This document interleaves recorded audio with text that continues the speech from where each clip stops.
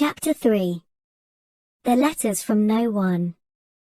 The escape of the Brazilian boa constrictor earned Harry his longest ever punishment. By the time he was allowed out of his cupboard again, the summer holidays had started and Dudley had already broken his new video camera, crashed his remote control airplane, and, first time out on his racing bike, knocked down old Mrs. Figg as she crossed Privet Drive on her crutches. Harry was glad school was over, but there was no escaping Dudley's gang, who visited the house every single day. Piers, Dennis, Malcolm, and Gordon were all big and stupid, but as Dudley was the biggest and stupidest of the lot, he was the leader. The rest of them were all quite happy to join in Dudley's favorite sport, Harry hunting. This was why Harry spent as much time as possible out of the house, wandering around and thinking about the end of the holidays, where he could see a tiny ray of hope. When September came, he would be going off to secondary school and, for the first time in his life, he wouldn't be with Dudley. Dudley had been accepted at Uncle Vernon's old private school, Smeltings. Piers Polkiss was going there too. Harry, on the other hand, was going to Stonewall High, the local public school. Dudley thought this was very funny. They stuff people's heads down the toilet the first day at Stonewall, he told Harry. Want to come upstairs and practice? No, thanks, said Harry. The poor toilets never had anything as horrible as your head down it, it might be sick. Then he ran. Before Dudley could work out what he'd said. One day in July, Aunt Petunia took Dudley to London to buy his Smeltings uniform, leaving Harry at Mrs. Figg's. Mrs. Figg wasn't as bad as usual. It turned out she'd broken her leg tripping over one of her cats, and she didn't seem quite as fond of them as before. She let Harry watch television and gave him a bit of chocolate cake that tasted as though she had it for several years. That evening, Dudley paraded around the living room for the family in his brand new uniform. Smeltings boys wore maroon tailcoats, orange knickerbockers, and flat straw hats called boaters. They also carried knobbly sticks, used for hitting each other while the teachers weren't looking. This was supposed to be good training for later life. As he looked at Dudley in his new knickerbockers, Uncle Vernon said gruffly that it was the proudest moment of his life. Aunt Petunia burst into tears and said she couldn't believe it was her ickle Dudleykins, he looked so handsome and grown up. Harry didn't trust himself to speak.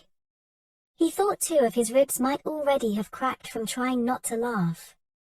There was a horrible smell in the kitchen the next morning when Harry went in for breakfast. It seemed to be coming from a large metal tub in the sink. He went to have a look. The tub was full of what looked like dirty rags swimming in grey water. What's this? He asked Aunt Petunia. Her lips tightened as they always did if he dared to ask a question.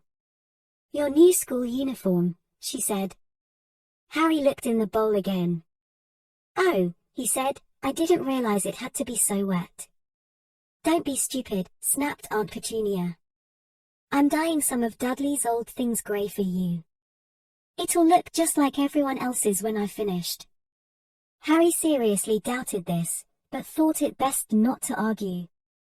He sat down at the table and tried not to think about how he was going to look on his first day at Stonewall High, like he was wearing bits of old elephant skin, probably. Dudley and Uncle Vernon came in, both with wrinkled noses because of the smell from Harry's new uniform. Uncle Vernon opened his newspaper as usual and Dudley banged his smelting stick, which he carried everywhere, on the table. They heard the click of the mail slot and hop of letters on the doormat. Get the mail, Dudley, said Uncle Vernon from behind his paper. Make Harry get it. Get the mail, Harry. Make Dudley get it. Poke him with your smelting stick, Dudley. Harry dodged the smelting stick and went to get the mail. 3 things lay on the doormat: a postcard from Uncle Vernon's sister Marge, who was vacationing on the Isle of Wight, a brown envelope that looked like a bill, and a letter for Harry. Harry picked it up and stared at it, his heart twanging like a giant elastic band. No one ever, in his whole life, had written to him. Who would? He had no friends, no other relatives, he didn't belong to the library, so he'd never even got rude notes asking for books back. Yet here it was, a letter, addressed, so plainly there could be no mistake. Mr. H. Potter. The cupboard under the stairs. For Privet Drive. Little whinging. Sorry. The envelope was thick and heavy, made of yellowish parchment, and the address was written in emerald green ink. There was no stamp. Turning the envelope over, his hand trembling, Harry saw a purple wax seal bearing a coat of arms, a lion, an eagle, a badger, and a snake surrounding a large letter H. Hurry up, boy, shouted Uncle Vernon from the kitchen. What are you doing, checking for letter bombs? He chuckled at his own joke. Harry went back to the kitchen, still staring at his letter. He handed Uncle Vernon the bill and the postcard, sat down, and slowly began to open the yellow envelope. Uncle Vernon ripped open the bill, snorted in disgust, and flipped over the postcard. Marge is ill, he informed Aunt Petunia. Ate a funny whelk. Dad, said Dudley suddenly. Dad. Harry's got something. Harry was on the point of unfolding his letter, which was written on the same heavy parchment as the envelope, when it was jerked sharply out of his hand by Uncle Vernon. That's mine, said Harry, trying to snatch it back. Who'd be writing to you, sneered Uncle Vernon, shaking the letter open with one hand and glancing at it. His face went from red to green faster than a set of traffic lights. And it didn't stop there. Within seconds it was the greyish white of old porridge. Puh Petunia, he gasped. Dudley tried to grab the letter to read it, but Uncle Vernon held it high out of his reach. Aunt Petunia took it curiously and read the first line. For a moment it looked as though she might faint. She clutched her throat and made a choking noise. Vernon, oh my goodness. Vernon! They stared at each other, seeming to have forgotten that Harry and Dudley were still in the room. Dudley wasn't used to being ignored. He gave his father a sharp tap on the head with his smelting stick. I want to read that letter, he said loudly. I want to read it, said Harry furiously. It's mine. Get out, both of you, croaked Uncle Vernon, stuffing the letter back inside its envelope. Harry didn't move. I want my letter, he shouted. Let me see it, demanded Dudley. Out, roared Uncle Vernon, and he took both Harry and Dudley by the scruffs of their necks and threw them into the hall, slamming the kitchen door behind them. Harry and Dudley promptly had a furious but silent fight over who would listen at the keyhole. Dudley won, so Harry, his glasses dangling from one ear, lay flat on his stomach to listen at the crack between door and floor.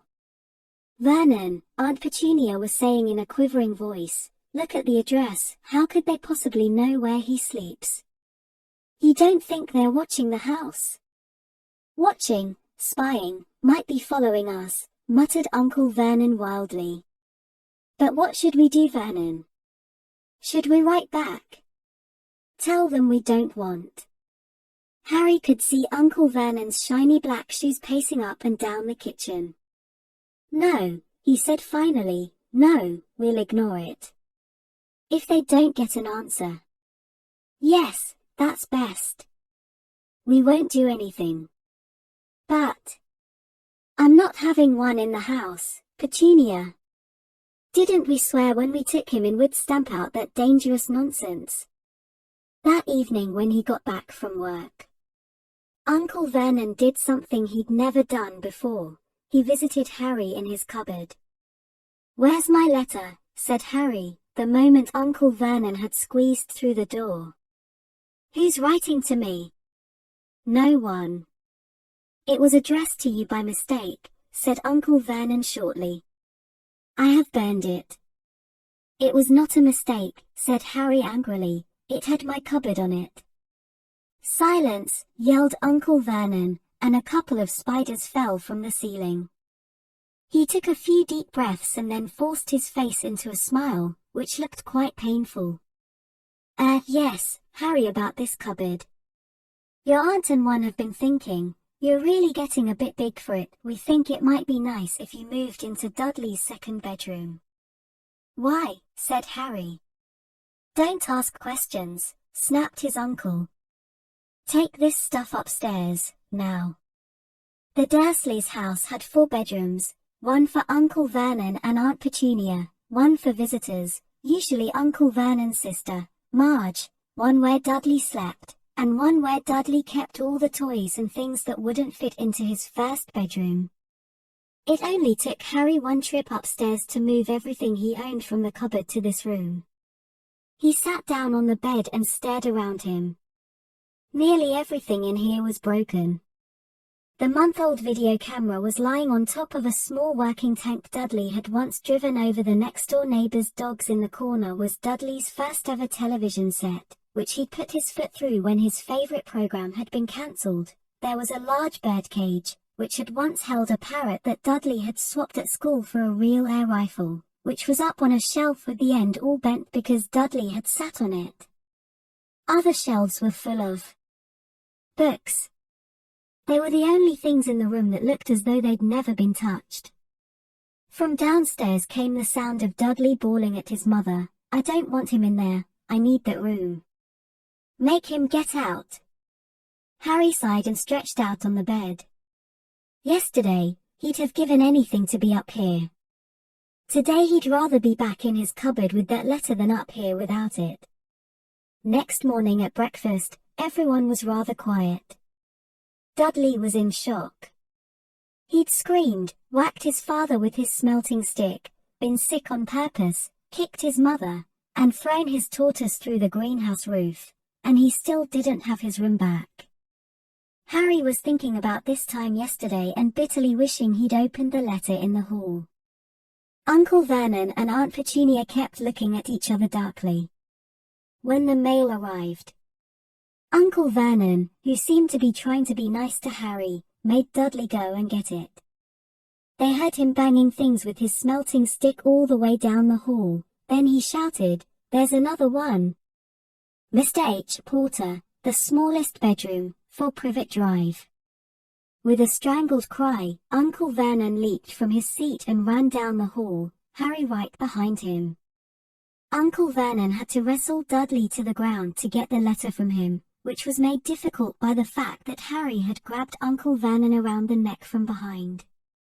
After a minute of confused fighting, in which everyone got hit a lot by the smelting stick, Uncle Vernon straightened up, gasping for breath, with Harry's letter clutched in his hand. Go to your cupboard, I mean, your bedroom, he wheezed at Harry. Dudley, go, just go. Harry walked round and round his new room. Someone knew he had moved out of his cupboard and they seemed to know he hadn't received his first letter. Surely that meant they'd try again. And this time he'd make sure they didn't fail. He had a plan. The repaired alarm clock rang at 6 o'clock the next morning. Harry turned it off quickly and dressed silently. He mustn't wake the Dursleys. He stole downstairs without turning on any of the lights. He was going to wait for the postman on the corner of Privet Drive and get the letters for number 4 first. His heart hammered as he crept across the dark hall toward the front door. Ah! Harry leapt into the air. He'd trodden on something big and squashy on the doormat, something alive. Lights clicked on upstairs and to his horror, Harry realized that the big squashy something had been his uncle's face. Uncle Vernon had been lying at the foot of the front door in a sleeping bag, clearly making sure that Harry didn't do exactly what he'd been trying to do. He shouted at Harry for about half an hour and then told him to go and make a cup of tea. Harry shuffled miserably off into the kitchen and by the time he got back, the mail had arrived. Right into Uncle Vernon's lap.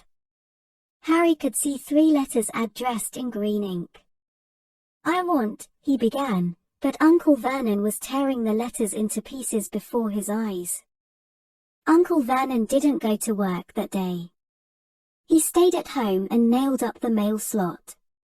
"See," he explained to Aunt Petunia through a mouthful of nails, "if they can't deliver them, they'll just give up." "I'm not sure if that'll work, Vernon." "Oh, these people's minds work in strange ways, Petunia. They're not like you and me," said Uncle Vernon, trying to knock in a nail with the piece of fruitcake Aunt Petunia had just brought him. On Friday, no less than 12 letters arrived for Harry. As they couldn't go through the mail slot, they had been pushed under the door, slotted through the sides, and a few even forced through the small window in the downstairs bathroom. Uncle Vernon stayed at home again. After burning all the letters, he got out a hammer and nails and boarded up the cracks around the front and back doors so no one could go out. He hummed tiptoe through the tulips as he worked, and jumped at small noises. On Saturday, things began to get out of hand. 24 letters to Harry found their way into the house, rolled up and hidden inside each of the 24 eggs that their very confused milkman had handed Aunt Petunia through the living room window. While Uncle Vernon made furious telephone calls to the post office and the dairy trying to find someone to complain to, Aunt Petunia shredded the letters in her food processor. Asterisk, who on earth wants to talk to you this badly? Dudley asked Harry in amazement. On Sunday morning, Uncle Vernon sat down at the breakfast table looking tired and rather ill, but happy.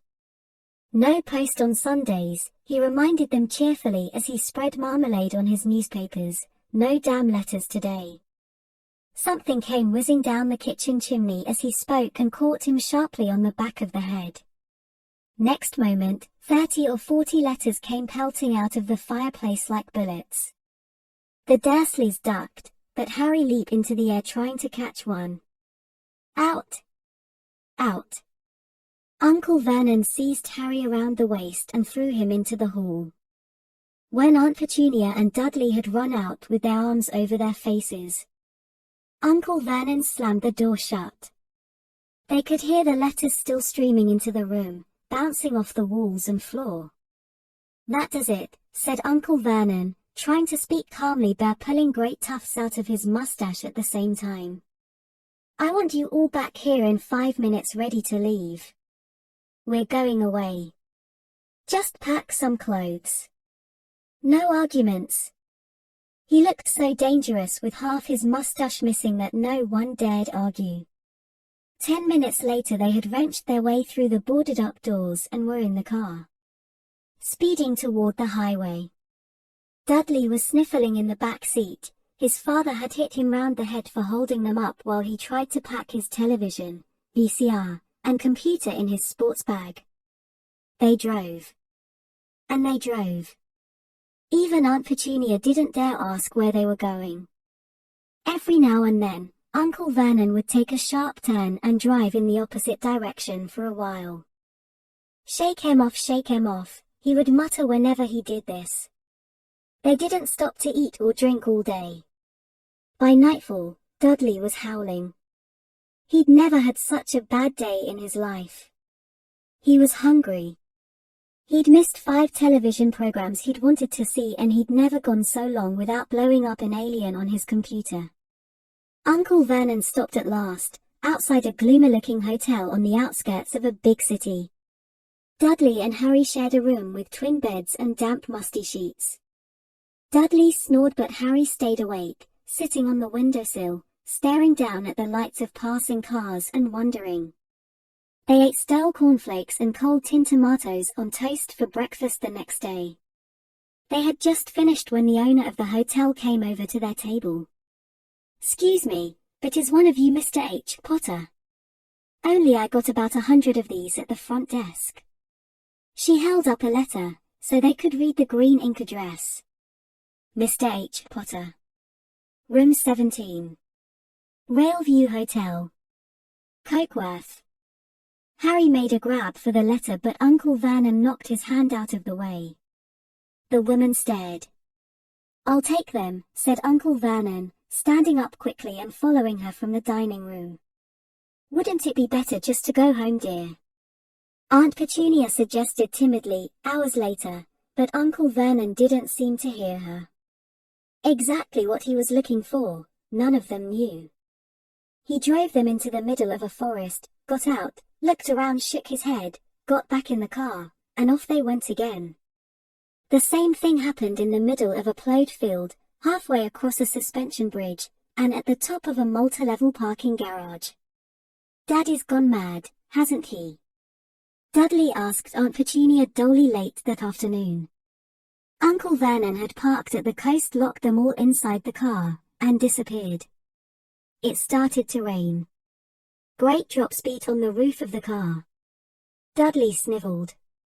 "It's Monday," he told his mother. "The great impetus on tonight. I want to stay somewhere with a television Monday." This reminded Harry of something. If it was Monday and you could usually count on Dudley to know the days of the week, because of television, then tomorrow, Tuesday, was Harry's 11th birthday. Of course, his birthdays were never exactly fun last year. The Dursleys had given him a coat hanger and a pair of Uncle Vernon's old socks. Still, you weren't 11 every day. Uncle Vernon was back and he was smiling. He was also carrying a long thin package and didn't answer Aunt Petunia when she asked what he brought. "Found the perfect place," he said. "Come on. Everyone out." It was very cold outside the car. Uncle Vernon was pointing at what looked like a large rock way out at sea. Perched on top of the rock was the most miserable little shack you could imagine. One thing was certain, there was no television in there. "Storm forecast for tonight," said Uncle Vernon gleefully, clapping his hands together. "And this gentleman's kindly agreed to lend us his boat." A toothless old man came ambling up to them, pointing, with a rather wicked grin, at an old rowboat bobbing in the iron-grey water below them. "I've already got us some rations," said Uncle Vernon, "so all aboard." It was freezing in the boat.